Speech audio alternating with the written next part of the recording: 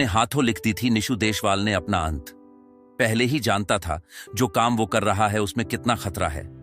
निशु ने कह दी थी ट्रैक्टर पर ही होगा उसका अंत। निशु देशवाल के चाहने वाले की आंखों से आंसू नहीं सूख रहे। निशु देशवाल की शादी को अभी 1.5 साल ही हुआ था। घर वालों ने निशु की शादी 21 को उम्र में ही कर दी। अभी 6 महीने का बेटा भी हो चुका था।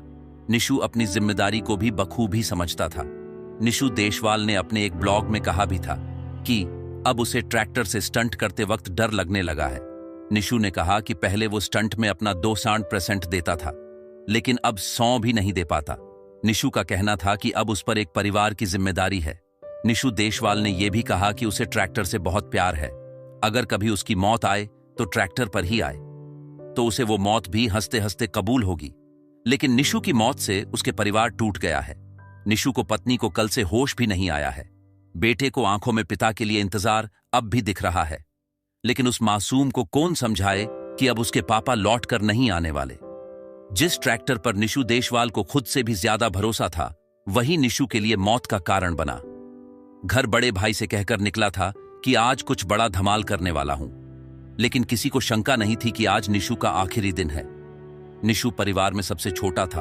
उसे ट्रैक्टर पर स्टंट करने का बचपन से ही शौक था और उसके पापा ने उसे शौक पूरा करने के लिए स्पीकैल ट्रैक्टर लाकर दिया था, जिसे निशु ने अपने हिसाब से मॉडिफाइड करवाया। और उसी ट्रैक्टर को वजह से निशु के यूट्यूब पर 13 लाख सब्सक्राइब थे, जिन्हें निशु अपना परिवार मानता था। लेकिन यही स्टंटबाजी के चक्कर में लोग इस हद तक गुजर जाते हैं कि कभी कभी वो उनके लिए भारी पड़ जाता है, और यही निशु के साथ हुआ। सोमवार सुबह भी वह स्टंट के लिए गांव के खुले खेतों में यमुना किनारे आया था। यहां उसने ट्रैक्टर से कई स्टंट किए, यहां तक कि वो कई वीडियो बना चुका था, लेकिन आखिर में संदिग्ध परिस्थितियों में उसका बैलेंस बिगड़ गया और ट्रैक्टर उसके ऊपर गिर गया, जिससे उसकी मौत हो गई।